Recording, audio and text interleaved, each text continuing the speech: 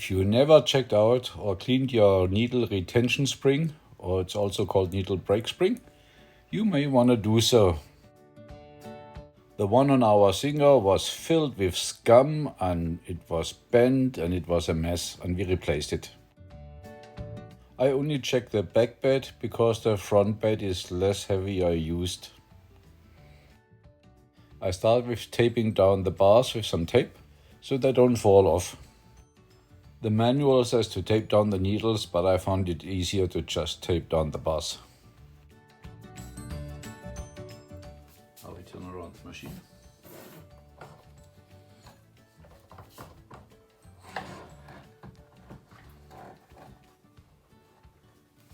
Voila.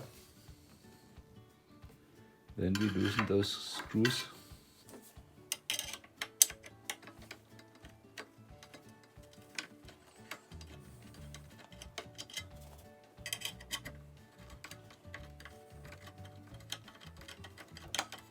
So then I turn the machine back around after I loosened all the screws, secure them back on the table and remove that tape.